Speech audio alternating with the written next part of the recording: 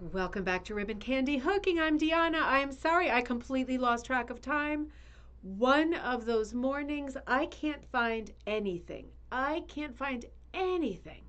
It's one of these things where everything is there's so much stuff in this studio that it's at the point where the pendulum's got to swing and it's absolutely crazy, packed to the gills. And the pendulum swings, and I have a mini breakdown and break some stuff, as I just did. And then I just have to start again with cleaning and reorganizing and start from the ground up, man. Oh, there's so much stuff in here. I am so sick of looking at it. Carol, good morning in Chile, Wisconsin. Great to see you. I've got to send your rugs. I am so sorry. I've got to get them packed. Oh my gosh. Yeah, there's still some rugs that I still need to send back. It's absolutely incredible. Um, yeah. All right. All right. My mental to-do list right now is like,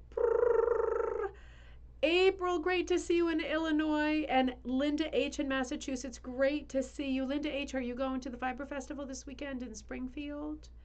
Linda B., howdy from sunny New Jersey on the morning after trunk or treat. That's fun, the trunk or treats. I really like those. We had a good time trick or treating too. It was a late night. I walked a lot. Um, it was fun. It was a lot of fun. It really was. Oh, Sandy, good to see you in Colorado. Trick. I see. I thought you meant trunk because there's so much trunk or treat lately, out the back of people's cars. Chrissy, great to see you. Happy coffee time. Melissa, happy coffee time. Happy All Souls Day. That's right. Thank you for adding that. Rita, great to see you. Ryan, great to see you. Happy Wednesday from Chile, North Texas. Cats Gallery, you are in sunny and beautiful California. Oh, that sounds good. Cindy, great to see you. Good morning. So let's see. Let's start. I was just in a pile of patterns thinking there has got to be a better way of doing. I mean, I am quite disorganized. I admit. I fully admit. But there has got to be a better way. I started kind of putting fiber tape up on the walls. And I don't know that I want to keep doing that. And I don't know that I want to keep going with the fiber tape. I still have to do a bit more research in that department, but the product I'm using right now is like fiber tape, but I don't think it actually has any fiberglass in it. So, yeah, more on that. But yeah, has anybody found a great way to, well, I mean, most people who don't have a business aren't storing hundreds of patterns, right? That's the thing. They're in boxes right now according to category, long boxes, but man, it's just, yeah, it's a lot. Happy post Halloween, happy November 1st. It was a fun night last night. I had the kids out separately for the first time. I guess we're getting to be older kids. I didn't even have time to be sad about it because, Teddy wanted to go trick or treating. He's turning 12 in December next month. He wanted to go trick or treating with some of his buddies from his old school, and he was so excited about it that I couldn't even be sad. He was so excited. So it made me feel happy too that he could, and they did great. He went out with his buddies, and I'm assuming nothing happened, so I'm assuming they didn't make a nuisance of themselves. They wouldn't do anything naughty, but it's like a gaggle of autistic kids moving through the neighborhood, and some of his friends different degrees of autism, um, you know, more visible than Teddy.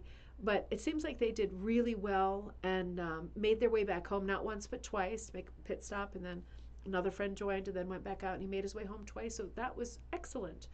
And I was out with Joss in our matching steampunk witch costumes. It was a lot of fun. It's considered, our neighborhood in Spring Glen, Hampden, is considered the best trick or treating neighborhood in Connecticut, and it has been for years. It's been written down on lots of blogs and newspapers and magazines and things like that.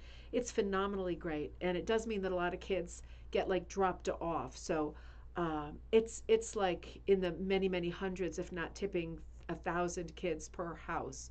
So it's a lot. It's a lot of come-ins and go-ins, but it's also very festive.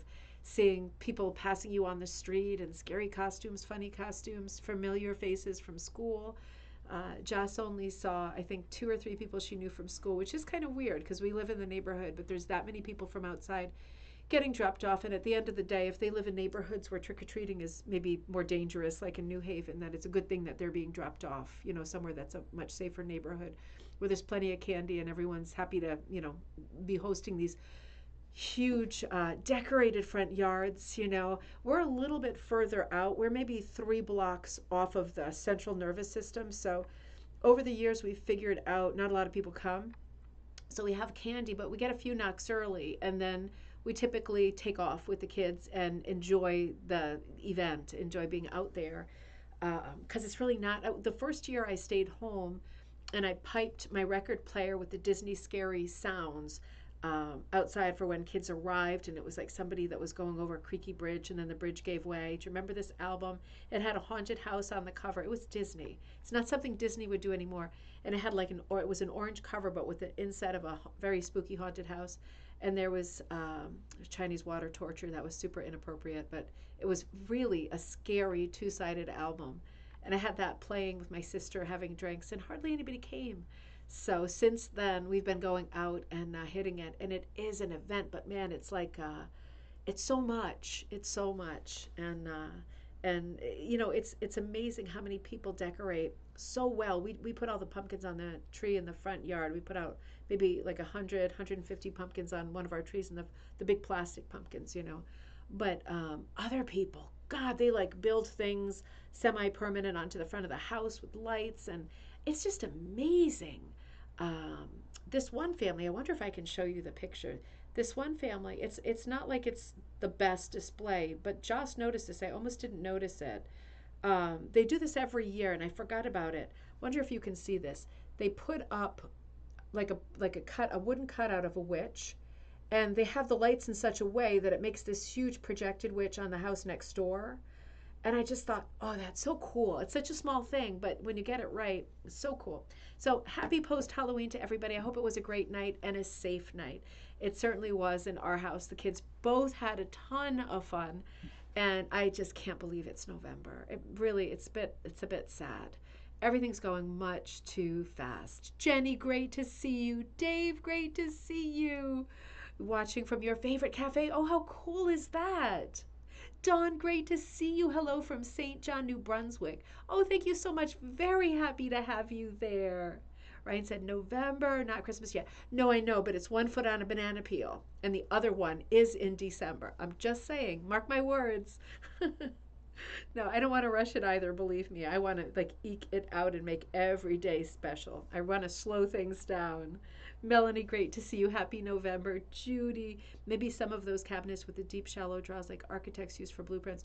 I was thinking that, Judy, and I love that idea because they're also like super quaint, but I would need, honestly, I would need 30 of them, because it's so many patterns. And even if they were chock full, I just don't know what to do. I'm thinking about it because I've got to come up with a better system. I'm spending way too much time searching for stuff. And your personal system for whatever it is, if it's finding your clothing or your socks, your jewelry, your gym shoes, whatever, if the system is flawed, it's bound to be super frustrating and create, well, instant bad mood. I mean, I broke the stand on purpose that holds my computer. Took it out on that instead because that was also playing up a little and pressing the button, and it wouldn't like telescope out to hold the computer. So I put it out of its misery inhumanely. But I don't like to be doing that. It doesn't reflect the better side of my nature for sure. But it's like that build up of frustration over something stupid, like not being able to find stuff. Being organized really is everything, isn't it? Particularly as a crafter. And I bet a lot of you have craft rooms. This is not the theme of this show, but I bet a lot of you have craft rooms and you have experienced that weird crossroads of now I have a lot of stuff.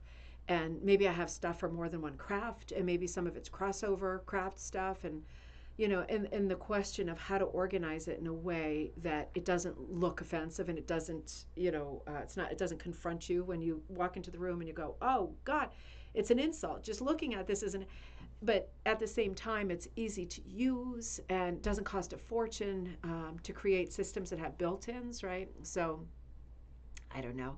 I'm thinking about it. I will let you know what I come up with because I have got to do something. April says, that sounds so fun. It was fun. Just ready to all go out for Christmas. It's so true. And Melissa says, and when October goes, oh, isn't that a Barry song? And when October goes, ooh, gosh, that sounds so familiar. I'll have to come back to that soon. Barry. Oh, God, I love Barry so much. I've got to see him in the near future. He's probably not getting any younger, right? God, I love him so much. Karen, Karen, good to see you. It's been a while. Happy November. Welcome back. So, a bunch of things happening. I'm not going to go over everything right now, but there's a few things I'm working on after I find my patterns.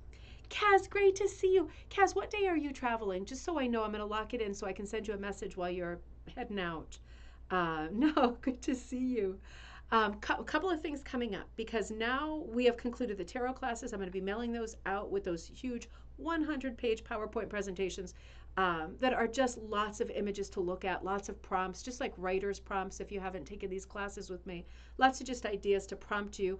Different things, right? Different sentences feed people in different ways or not. And there are lots of prompts built into the tarot class so that maybe this attracts you. This didn't do anything for you, but this does. So that is going out this afternoon. I had to load both classes and find a way to make that file smaller because it was an enormous file. So both of those things are going out to people who signed up for that class. That was a lot of fun. But now it's time to talk about the next design like and the next things that are coming up for November. So for November, very different design like class. This is the announcement. Maybe I've mentioned this or hinted at it, but I'm actually going to put it up as a product later today. It's going to be design like Frost and Frost. Did I tell you this? A lot of people have asked for the design like class. It was the first one I ever did, so it was like 3 years ago.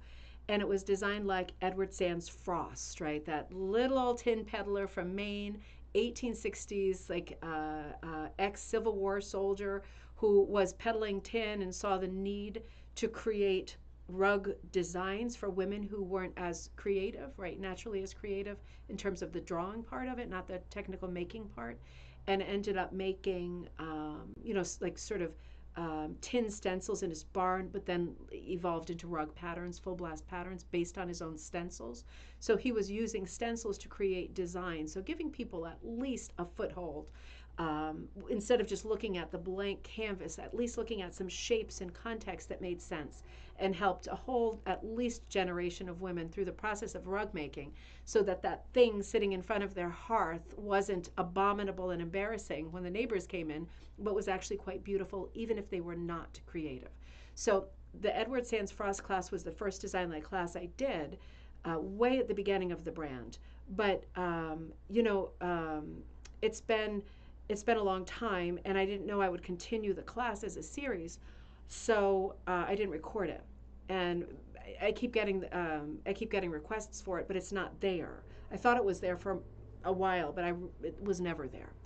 So I'm going to rerun it. So the idea of the class is using stencils, Edward Sands Frost style, Frost, but it's called Frost and Frost. So using Edward Sands Frost, using stencils in the style of to illustrate Robert Frost poems. There's the Frost and Frost. So I thought that would be really fun because thinking about Robert Frost, particularly at this time of the year, he's certainly the poet laureate of Vermont. If not, he might be the poet laureate of the U.S. Seriously, that's like in my head for some reason.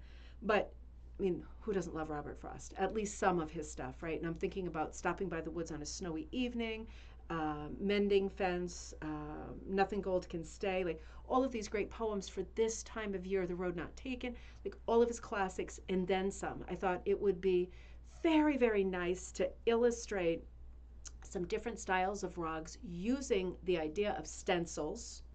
And the class is going to come with either physical stencils that I can send to you or downloadable stencils, but everybody would get the same stencils, but if you download them, you just print them out on your printer paper and cut them out before class. And then we're talking about composition from a very black and white point of view. I have done composition classes, but this is very basic composition where we'll be talking about what looks good, what looks better, what's for you, what style you want to work in, right? That'll dictate like your designing. And we'll be looking at some poems as kind of challenges and saying, can you illustrate this scene? Here's a group of stencils. What can you do? Can you put them together in a way that's pleasing? Maybe you want to add some text. Maybe you want to add something about your family or something, So it's going to be a fun class. It's going to be very, very different. Design like Frost and Frost. Thank you, Kaz. And so that's coming up. I'm going to put out as a product also the holiday advent calendar, which is Jane Austen themed. So it's going to be I think it's going to be a very Jane Christmas. It's 20 days in December that is filled with kind of luxury fibers and in sort of Regency colors. So lots of neutrals, lots of pales, lots of blues and grays, those kinds of colors in wool, in velvet, in silk, in sari ribbon, in luxury fabrics. And we're going to be doing that choose your own adventure that I told you about, where I do a little bit of text, I think 5 days a week, and you choose the ending of that paragraph and what Jane does next. And over the course of the choose your own adventure, there will be illustrations that go with the text of the story as Jane has this kind of holiday sort of mystery adventure. And I'll write it as we go, and you will prompt me by answering questions. What should she do next?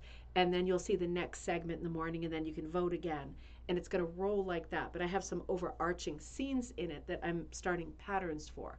So those patterns will go with the Jane Advent calendar, but it will be a very sort of subdued, sort of Regency style. Think of Napoleon and Josephine, like that kind of style, Christmas. And I might even do like a book club event in it, like a Jane Austen book, at some point in December, maybe maybe right after Christmas, so that we can sum up a month of typical sort of British traditions, British Christmas traditions and holiday traditions in general, and sum it up right after Christmas Day with maybe like the 26th, like a book club, something, one of the Jane Austen books. So that's what I'm thinking for that. That product's coming up. Frost and Frost is coming up, and the next hook along will be announced tonight. So I'm just firming up the image for that hook along, and it is going to be fantastic. It's very, very different. I'm really, really happy with it. I also found this, which I was talking about this earlier with our Halloween stuff, and as you can see, I'm not quite ready to give up Halloween yet. But remember, I was showing you the rug that Mandy did, Mandy Cornish. She did the Halloween circus, and I said how I did it on needlepoint, and it was before I was rug hooking, and it was years ago, and I wasn't really focused on what I wanted to do next. And I started painting some needlepoint canvases because I did a lot of needlepoint then. And I didn't find that one, which I know is around, but I found this one by accident, which I lost. And I also like this one too. So this is a needlepoint canvas that I painted like on my mom's table that I thought was real cute, that I had every intention of completing, but I think I won't. But I think I will transfer to a rug design for next autumn because I think I'd like to do it. But I really liked it. It was just kind of funny that I found it. You see how careful I was putting all of the colors and everything on there? Man, I have so many great ideas right on top of each other. And I think that's the reason I'm such a hot mess all the time, is because I'm like a human walking dumpster fire totem pole of junk, and it all compounds, and then I can't find the junk at the bottom, you know? Thank you, Linda. I like that too. It's fun. It's fun. It's funny that I'm finding it now. Funny, ironic. So let's return today to some of the New Hampshire rugs, because just roll this up so I don't lose it again. Let's return to the New Hampshire rugs because we haven't seen all of them, and I'm not going to squander great slides of great rugs. We didn't at all look at the braided rug section of the Deerfield Fair. So let's look at some of the other departments and conclude our look at some of the hooked rugs. They are all worthy of lots of eyeballs. So let's take a look over here and see what we can get to in a single episode. You know, when I saw this pattern, this is, again, the Deerfield Fair, so this is the New Hampshire Wool and Magic Guild. And I'm pretty sure that this is a pattern by my buddy Rebecca Martin of Storyteller Wool. Do any of you recognize this? Because I feel like she did this great tassel pattern, maybe for Rug Cooking Magazine. Shame on me for not having a great memory, but she's got a lot of patterns too. And when we talk, we usually, talk trash. We don't usually talk patterns. So I just feel like it looks like her, not literally, but it's very, very pretty and soft, beautifully done. I'm wondering if this was one of the maybe National Punch Day patterns that was done, because it looks like it might also be punched. It's certainly done with yarn. Hard to say, with the finished back and not getting a really close look at it, whether it was punched or hooked. But regardless, it was certainly done with yarn, and I'm pretty sure it's a Rebecca Martin pattern. I'll remind you that the rugs in this show are not marked. They do have tags, But unlike the big E shows, the names on them are very, very small, and it's really hard. And I was behind a rope. Definitely Rebecca Martin. Thank you, Karen. Yeah, because Karen, you see Rebecca a lot in person, more than I see her for sure. And yeah, it definitely looks like her pattern. Thank you. I thought so. Good, good, good. Affirmation. Another pretty design. I think it's a little bit out of focus. I'm sorry about that. It was kind of hard photographing stuff, and I was hoping things were auto focusing on my phone, you know. But really simple pattern, very very sweet. There's a lot of things I like about this pattern. Not least of all, the clunky nature of the rabbit. He's very folky and primitive. I really like his dimensions. I like his size. I like the weight of him. It looks like his tail is done in a little bit of a raised curly. It's got some height to it, a little bit three-dimensional. I really love it looks upside down. Not this one, right? The last one, Karen? It might be displayed upside down. I think they are tassels, not flowers. I could be wrong. I could be wrong. I don't know. Um, Gravity said this is right side up in the show, but it doesn't mean it is right side up. I think it is tassels, though. I don't think it's flowers, although I suppose it could be either. Um, I only think so because of the crop of the one on the bottom. It would be a hell of a thing to crop like the largest one um, at the bottom, right? So the whole head of it wasn't showing. I'm not sure. You might be right. Absolutely. It could be. It's a bit of an abstract, you know, so it's hard to say. But this rabbit is super cute. I love the kind of gray, not solid outline on him, right? It's a bit of a static line that's running around him. But I do like his weight.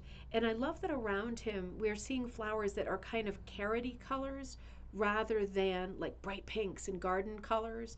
I really like that. I also really like the field of the soft kind of country green with a darker green around the edge. To me, that makes a lot of sense. The color palette makes a lot of sense to me. It's a great primitive piece, a bit of a country flavor to it, but I think it's a very, very sweet design that elevates itself because of the amazing color choices here. Now, if this were like a round, maybe chair pad size of a rabbit, that is always, oh, Kara, great to see you. The time, I know. And we're about to be shaken up this weekend with, at least here in New England, um, what is it called? Daylight savings time. So I'll be really sure to be clear as we go forward with what our time is in. I always say Eastern Standard Time because I'm Eastern Standard Time, but I know not I know not even within the U.S. every place observes daylight savings time in that shift. Very grateful that we're having it here though, because at 8 o'clock it's like still dark out. So that's very hard to start the day on that note, you know. Yeah, I really like this piece. If it were done in more predictable colors, you know, like the white rabbit or something with like the light pink background or a lilac background, I'd be, you know, not so much, not so much. But I really love this color palette, and I think it's real smart to use the oranges because we associate orange with bunny rabbits. Some seasonal rugs coming your way. These are all also hanging at the Deerfield Fair. Really sweet design with a kind of a um, take on the Bremen minstrels, the stacked animals, and in this case, the little bird. Love the shape of the bird. It's a bit of a partridge shape. Is going to be hanging that star atop the tree. I love the silhouette of the tree. The silhouette of the tree almost reminds me of the silhouette of a Santa, like in a cape. You know what I mean, with like a Sherlock Holmes cape with the hood up. It's an interesting shape because it has a human quality to it. That's probably just my eye, but it's very simple lines, and it's a great storytelling piece. That giant star is really prominent, which makes the star that the bird is holding a little less prominent. I really, really like it.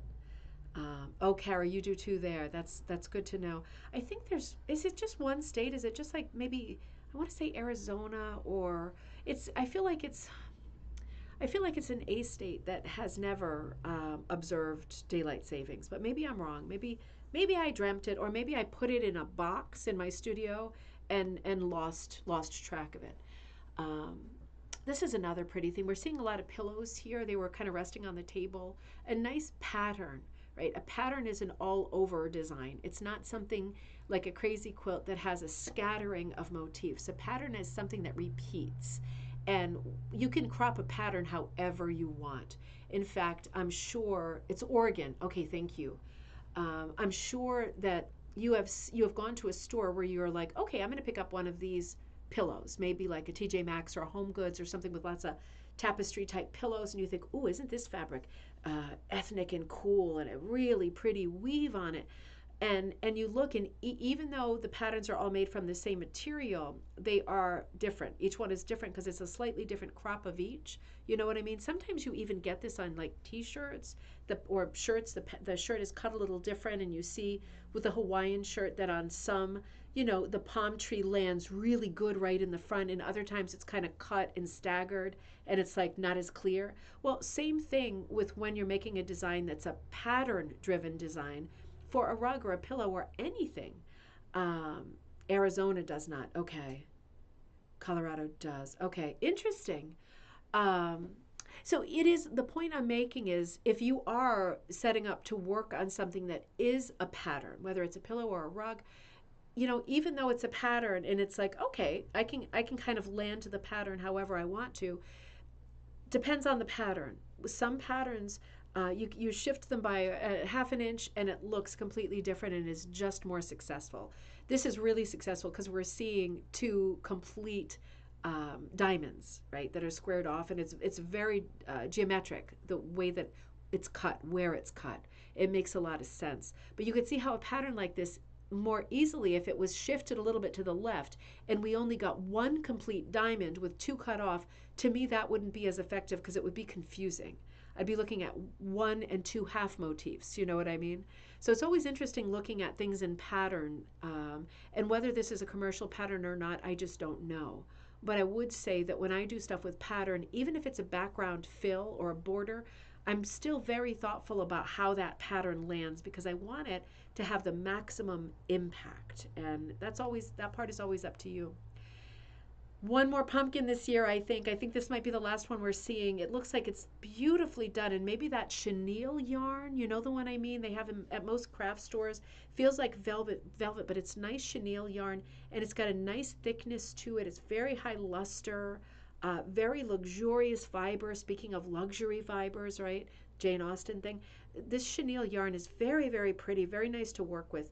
I found it difficult / impossible to punch with because it's made up, it's like a little worm with lots of fibers sticking off of it, almost like a little brush, a mini little brush. And it doesn't want to go through a punch needle well at all, either a fine needle or a regular needle. But I love hooking with this stuff. I occasionally do hook with this stuff. My mom bought tons of it. And we bought it right around, this time of year, maybe last year or the year before. And we thought, oh, we just got seduced, in the aisles of Joann's. And it was like, ooh, look at this maroon and really nice deep red wine colors. And then we saw some rust colors. And there was a bunch of evergreen. And she bought a ton because she thought, I'll punch with it. And then it was not punchable at all. And now it may be different for you. It may be different from chenille to chenille, but we bought about 12 skeins of the same one, but all different colors, Good thing it's good to hook with, and it's very good to hook with. It's so luxurious as a fiber. It really is lush, and yet the Celtic knots are so pretty on this. It has a real feel to it. It's very, very sort of Macintosh. Is that Michelle Miccarelli's Celtic pattern? I don't know. I'm aware of her Celtic bird, but I'm not aware of a Celtic pumpkin for Michelle, so I'm not sure. I've only seen her do the one Celtic thing, and it was a bird motif with Celtic knots, but not shaped like this. So it could be. I'm not sure. I'm overdue to visit with her. We said maybe next week. I check in with her constantly, but we don't always have the time to get together and gab. Cushing's pattern. Okay, great. Thank you, Melanie. I love the texture. Yeah, Mary, the texture on the, let me come back to you for a second, on that chenille is fantastic. And I know that some of it, because in the autumn advent calendar, I put a very thin chenille to do those small, if you did it as a necklace or as an ornament, those mini hoops, right? Little embroidery hoops. I put some very thin chenille in there to do that. It was thinner than like a shoelace. But most of the chenilles you see, they're much thicker. And that is a thought. Whenever you're punching, it's always hard to know with punching, how any kind of a different fiber is gonna work in the shaft of a punch needle. There's always that dimension of uncertainty with punch. Whereas with hooking, pulling it up, boop, boop, boop. But with punching, if it snags often or if it doesn't slip through correctly, it's going to be a lot of aggravation, right? Grief and aggravation. So it's always worth testing stuff, or maybe not buying like we did, like 12 at once, but just buying one and seeing how it goes, or buying one that's on clearance, right? So you're not out like any money at all, hardly, and you can give it a test. And worst case scenario, you save it and use it for hooking, because it'll always work for anything. Will work for hooking. Oops, I don't know how I did that. Sorry about that. That's my green screen that never worked. That was the green screen. It was great, wasn't it? You saw all that different stuff behind me. Don't get me started. So more festivity here. Let it snow, Santa. Oh, let it. I know it has, because I know in Wisconsin it has snowed. I know my buddy Kirsten sent me a picture of her place this morning, little dusting of snow. It was absolutely beautiful. It was very, very festive. Really pretty pattern, this. I love the text. I love the stars. I love that it isn't perfectly symmetrical. I get a bit wary of asymmetry sometimes, just in general. I like how it is a little asymmetrical, because if there was one star on each side, it would be like, excellent, very good. But I like that it's a little different. It's packed. It's a little extra packed with fun. Spirit of the season. It really is a fun piece. It's very, very simple. The thing I really like about this piece that I think is so different, two things. The background of the banner behind the text. You see how it's more than one color? I think the whole piece benefits from the interest in the background of that banner. It's a good neutral kind of green-gray, very, very pretty color, but it has a little bit of variety, and that really draws my eye, because it is a simple piece. But the variety of color in the banner really stops it from being a very flat, primitive piece. So a little bit of whimsy there, a little bit of whimsy in the asymmetry of the stars, and a lot of whimsy in that border with like the staggered S or Z shape. That's really smart, because it's just staggering the two borders, right? There are 2 or 3 borders that are hooked, and it's just staggering where you start and stop with the white and the red. A bit of like an Aztec kind of a feel to it, but not in this context, right? Not in this context. If it was like a different subject. But I think it's really clever to think about doing something like that. And just like with any kind of a pattern, you really do have to plan for that so that it works properly. Do you notice how on the bottom right, that zigzag falls in such a way that on the bottom right, the red goes right around the black corner of the inset. Now that's really interesting, and that makes a lot of sense to me, because the loose or the weak part of every composition is the bottom right-hand side, because we tend to stop at the start at the top left, and reading down, right, in Western style, right, of reading a book, reading down, that would be the place that your eye might exit too soon. And that for me kind of holds my eye there, because I can detect, where's Waldo, right, just glancing at it, that there is something about the border. And the thing about the border is that in that bottom right hand corner, there is a difference. It's different than the other 3 corners. So my brain registers it, and then my eye looks for it. And I think that's a very, very good device. It's just an excellent border. And another super, super cutie. There are some really great rugs here. This one's made into a pillow. Nice composition, a portrait of 3 buddies.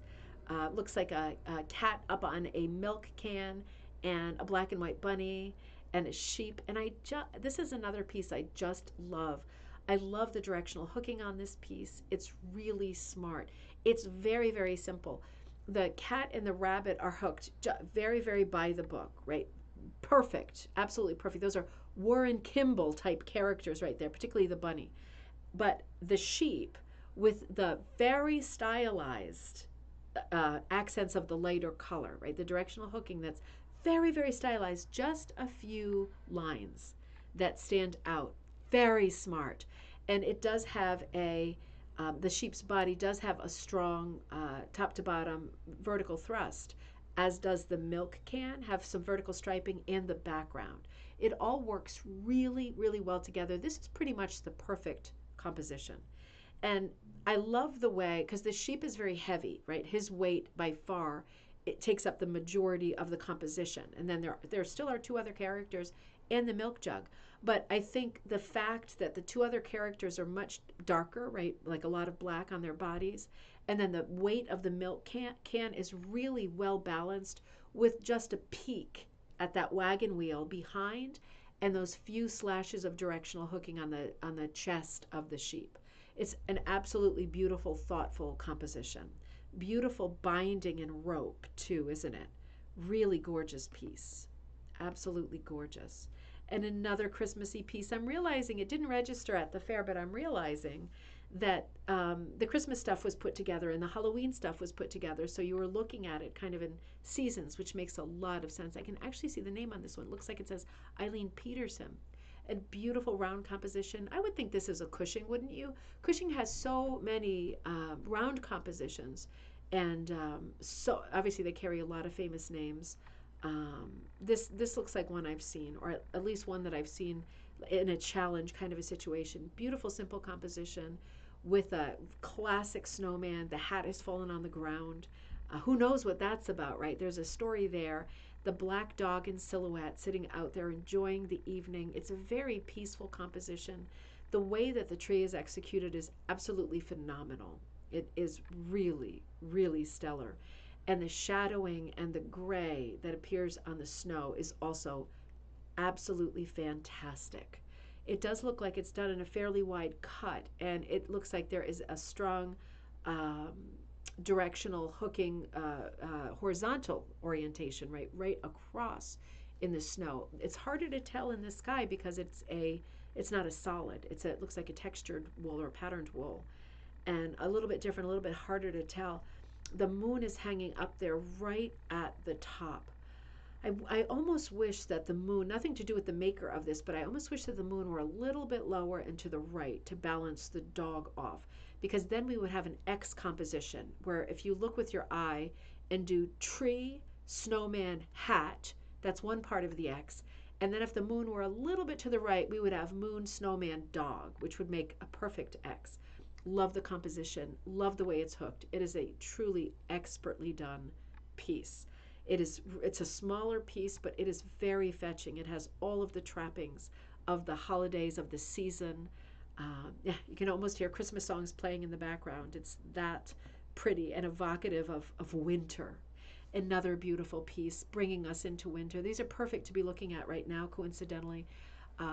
Beautiful kind of postcard type image. It's almost like a paper doll image. It looks like a 1920s, 1930s repro of some sort. I'm not sure what the original source was, but I'm guessing it was a postcard. Beautifully done. This is a great shape, very shape driven, almost like an Erte character, but with more weight, right? And more healthy weight and a very different face. So we've got a very sweet face, little cherry red lips, some three-dimensional curls peeking out, some three-dimensional flare, a little bit of bling in the muff that she's holding and on the trim of her coat. Nice red Santa coat, beautiful billowing skirts, right? It has a nice period feel to the costume. Another great design on the diagonal rather than a straight horizon line. Even the old-fashioned skates are picked out quite good. It looks like she's actually got the skates strapped to her Mary Janes, as they did. Very cold ankles, but very pretty composition. And the scarf is really fun. Lots of great color changes in this scarf. It looks like she's carrying a sprig of holly. Another nice festive piece. Really well done. Note that the color of her feet are a little different and a little darker than the color of the snow. I think that's really smart. I love that the skates are the part that really stand out, as opposed to, like, for example, imagine that the legs were hooked in green. It would still be great, but if the legs were hooked in green with black skates, it would stand out less. My eye is really drawn to the skates, and the skates are so old-fashioned. For me, it really emphasizes the fact that this is a bit of a period piece. Really sweet and really charming. Another seasonal piece that is so pretty. Very simple tree, right? Very, very pretty, simple tree. But look at all that great color change. It almost looks like it might be the door glitter wool in the center. I see specks of what look like glitter. Very, very pretty. Lots of nice color change, lots of swirls within the tree. You don't need ornaments, do you, and a lot of fuss when you have this kind of patterned tree. It's very organic. It looks almost like a hit or miss body to the tree, but I bet it was quite thoughtful the way the colors were laid out. And even the background of the tree looks like a bit of a hit or miss marble cake, very snowy colors, but it's much more thoughtful than that, isn't it? There's some degree of echo, and then there's some degree of partitioning off shapes and doing fills. And very interesting background. It's the simplest of compositions, but both the background and the tree are done in such style and with such variety that it makes it a really pretty piece, an interesting piece to look at. The whipped border of it is also very different with its peppermint feel. It looks like a yarn that is red and white, and it looks almost a bit more satiny and shiny. It definitely has a higher luster. It's just a great piece. It's a really, really pretty piece. Very nice to take us into the holidays. Those simple pieces can be just gorgeous. I don't know if we saw this piece yet. I wasn't sure if we did, so I wanted to keep it in. But a nice small rug, something for the table or for vanity, something like that, but a pretty, very symmetrical, big fat stylized cabbage rose with connecting stems, right? Really great graphic. It could be a larger rug than I think. I think it's quite small, though. My feeling is it was quite small because it could stand alone if it were a larger rug. Very, very pretty rug, and it might be, but I'm looking at the dots of the pegboard behind it, so I don't think it's a full-sized rug, at least the hooked part. But beautiful kind of mist gray and dove gray, very light grays, very 1920s palette. The very cool greens, right? Really, really light minty green, and then the kind of peppermint or pistachio green, and then the darker gray green, but it's still more of a cool green than a warm green. Right, we're not seeing any kind of russet or feel any brown in that green. That's much more toward gray, very neutral green. Very, very pretty. It's a great little piece, very tidy, beautifully executed. And then, the further bling, of course, are these rows of braiding around it. And the braiding is just exquisite. I mean, we are seeing a lot of, at least three, probably three, different patterns of gray, white, black braiding. And it just in itself makes such a gorgeous wreath to the rug, such a compliment to the rug. Sometimes I feel like when there's braiding attached to a rug, sometimes I feel like they're so different from each other that while they're both exquisite, that they don't have any relationship to each other. Whereas with this rug, I feel like it really does. I feel like I see continuity here, and it really is pretty. It's a great very neutral frame with a lot of variety to a very sort of neutral rug. Very, very pretty, very simple, doing just what it's meant to do. Bring prettiness and charm, and it's beautifully made, both the braiding and the hooking. And I didn't know if we saw this rug. Didn't we see this rug together? I just want to be sure that we did, because this is another extraordinary monochromatic rug done in all neutrals, no exception. And we are looking at birch trees with a dark background. You know what? I don't think we did see this. I think I'm thinking of the rug at the Big E. But the little birds in this case, I don't know what kind of birds these are, but super little cuties. And they are felted on. They are needle felted on right onto the backing. So the birds are not hooked. If you're looking at it as a beginner and thinking, ooh, that looks different than the rest of it, it is different. It's a different technique.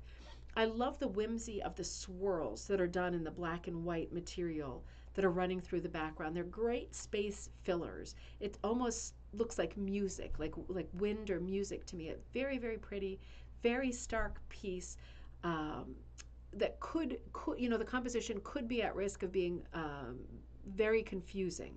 But in this case, I think the fact that the birds are done in a different with a different technique, in a different medium, in the roving and just needle felted right down, I think that makes all the difference, because they seem three-dimensional, very, very tactile, against a really theatrical black and white background. Another very, very pretty piece. Oh, this is one of the ladies in the guild. Let me see if I can let me unlock it and see if I can pull up her name. I was chatting with her for a while. This was a while ago. This was over a month ago now. Karen, there we go. And she was behind doing some demonstrating. She was very friendly, and I was looking at her basket. I was having basket envy, and I said, what do you got? What do you got going on in there? And she showed me her work basket. It's one of these pretty baskets that's for hooking, that has a compartment to hold the noodles, the worms, and no, there are different compartments for hooks and your various hooks and scissors and tools, little things. But I always see these baskets done in basket colors, in neutral basket colors, very pale. And when I saw this one, I was like, ooh, this is the first basket that has really tempted me. I feel like we weren't sure where it came from. I wondered if anybody recognized the basket, because I would like a basket to take around with me. But now that I've seen this one, I kind of only want a really colorful basket. I think this is just extraordinary. I feel like Karen said she won this or something, like in a raffle or some kind of a draw. I feel like. Um, I'd love to find this basket. If any of you recognize it or see it on your travels, it is really, really, really unusual. Colors are just exciting, right? Oh, remember I told you a while back that at this particular fair I got chatting with a lace maker, and we touched on that. And I finally just got to the photos. Shame on me, I'm not remembering her name. She was an excellent demonstrator, I have to say. Not everybody at this fair or any fair, here's my nasty sentiment of the day, but it's true, is friendly. And this always, all of the rug hookers, effusively friendly, fantastically friendly. But at this particular fair, I'm going to say it. There was one of the braider ladies who was sitting there as the interface, as the face of the craft, and she could not have been any more ornery and unfriendly than she was. I mean, she was barely grunting one-word answers to questions I was asking, and I just didn't understand. Um, because I was being very, very friendly and not, what's the word, not challenging in the least. Just very basic. Didn't even say I do any rug making or anything. Just, isn't this pretty? How wonderful to have found a group of people who do the same thing. How often do you meet? Like, just pulling teeth. And she was just really something else. She was something else. And I just thought, man, when I go to, and it does happen, when I go to fairs like this, I think, God, I wish that there was some way to control the people who offer to volunteer, because sometimes the volunteer has the opposite effect to what they're supposed to have, and instead of being friendly and bringing people to the craft and explaining things, sometimes it's like, oh, I'm out of here. It's like the opposite. So my point is, I had some of that at the fair with the braiders, but this lady who was doing lace making, she was doing bobbin lace making. She was fantastic. So much fun to talk to, so knowledgeable. Let me show you her workstation close up, because we talked about this a little bit. This is what bobbin lace looks like. And you can see she's actually working on a pattern, and she pins it as she goes. She pins it as she goes, and then she's pulling off the part that she's done so far. But she pins, when she rolls, because that round thing is a roller, she rolls it backward, right? She rolls it backward. And then she puts the pins into the part that she is about to do. And the pins, lots of pins, coincide with the dots on the pattern, right? So it's not like it's just cold turkey. She's making it up as she goes along. And then she moves, she knows what order to pick up all of those bobbins in, and she weaves them, or she literally just moves them around in the right order over each other, and they catch at the pins where the pins are, if that makes sense. So as she moves in order the bobbins over each other, if there's a pin there, when I do this, this one will catch here, right? And then that's there. That's a point on the map. That's a point on the piece that's done. And then she moves the next ones over, and this one catches here. And they all catch the way that they're supposed to according to the pattern. And then she moves the pins, she rolls back, and she moves the pins down a little bit more. Fussy, but not magic, right? Because when I see this craft, I always think, ooh, that's magic. Never going to be able to do that. but watching her do it, I thought, yeah, probably I still can't do that. But at least I understood how it's done. And every pat, I know, right, Rita? Totally a lost art. Good on her, absolutely. This is her pattern, and this is how it's going. Look at the number of pins that are in there. And this is actually like a little secretary lap desk for lace makers. So these are still made by people, obviously custom pieces. What a great Christmas present for the lace maker. And you can see it rounds out at the bottom. So she's got it on a stand, right? I would put it on one of those suitcase valet things, right, that just open up, boom. But she's got it on a stand. So this is all like really high end um, supplies.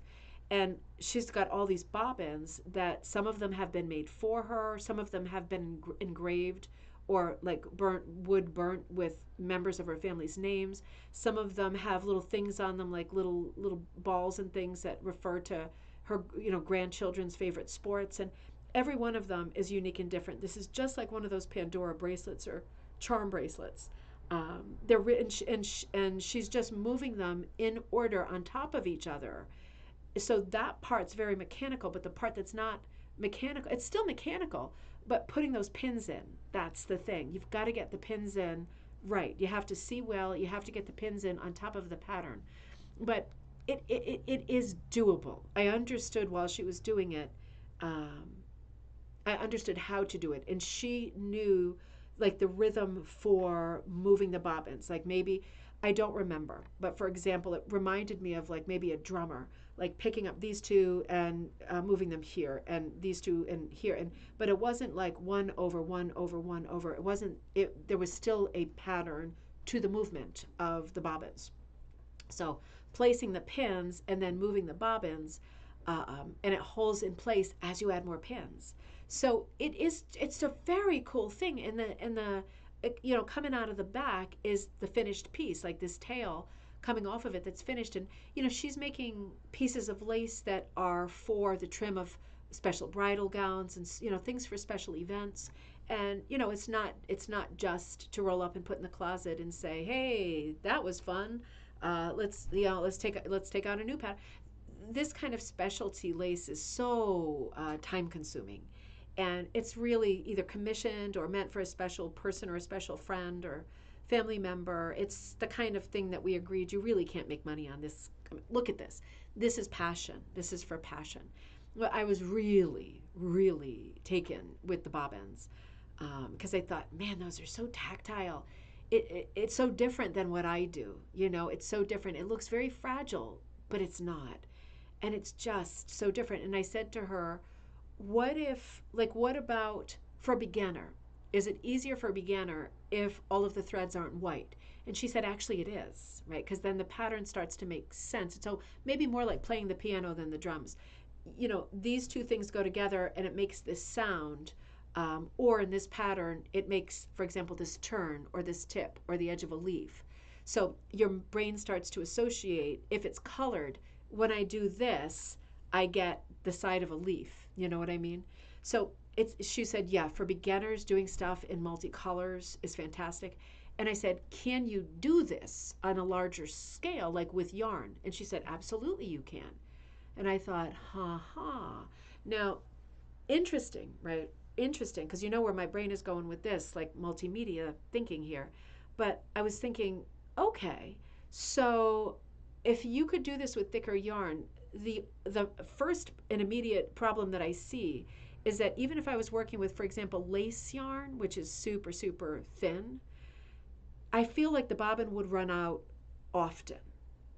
Or would it? I don't know that you could use this tool. I mean, maybe you could, I don't know. But I got thinking about it, because I thought, oh, if you could do this with sock yarn or lace yarn, you could put borders or you could add stuff to your textile projects that would look completely different, like very collagey. Judy says, the sound of the bobbins clicking is really hypnotic. I had a friend who did bobbin lace, but it was totally confounding. Yeah, look up the lace makers of Burano, Rita says. And I'm never going to be able to find it. She gave me her card. If you're interested in this, please write to me. Let me see if I can find it super fast. She gave me her card, And I have it somewhere. It's with the patterns I was looking for. Just kidding. Um, Let me see. I'm just going to try to find it really quick because I'm talking about her. So I'd like you to, if you want to find her, I'd like for you to be able to find her. Let's see. Give me 1 second. Drink in those bobbins for a second. Never going to find it. Well, if you are interested in learning more about it, please let me know because I will find it. It's on my phone, and I can find it, and I could send you her information. She's in New Hampshire, I think, and I think there was a pretty big sort of contingent of people. Oh, wait a minute. I got it. Hang on. I'm in the show. Okay. Whoa. Oh. Wait a minute. Whew. Now, of all the things I found today, I kind of wish it was the patterns, but this is also good. Hold on, let me see. There she, yep, nope.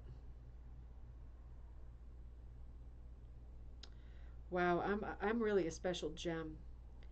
I think I deleted, nope, no, that's the braiding. God, I'm a doodle bug and a half. Yeah, I think I deleted it. I mean, it's in my Google Drive, but I think I deleted the actual stupid card. Or maybe I think I was thinking about the Braider's card. I bet it's still in my purse. Maybe I didn't take a photo of it. Maybe I took the actual card. I think I did. So anyway, she is a lace maker, and there is a big population of people who are doing bobbin lace in New Hampshire. And she was really, I was asking questions because I can't stop myself. So I was so curious about it because it was so overwhelming to look at. My brain needed to understand, at least in a primitive way, how it worked, so that I was convinced that it wasn't magic. And I gave her the impression, because I asked so many questions, that I was interested in doing bobbin lace making in the near future. So I'm sure that I took the card, but I can't in the near future. But I would be so much, I'd be so interested in learning more about it, and even more taking it further to that conversation of how big a gauge are we talking, and where is the jumping off point between having it make sense that you are using bobbin lace to, I don't know what the word would be, the actual act of making something. um, when does it make sense to move from bobbins to just a loom? You know what I mean? Because if we're talking about putting something over something, and essentially weaving thread but holding these bobbins, when does it make sense, at what kind of gauge or weight of yarn does it make sense to actually just weave it? Because we're kind of talking about the same thing. That I don't know the answer to. I could have stood there for like another 2 hours, but I couldn't. I had to get going to the Big E and take photographs of that too. But everything is so interesting, isn't it?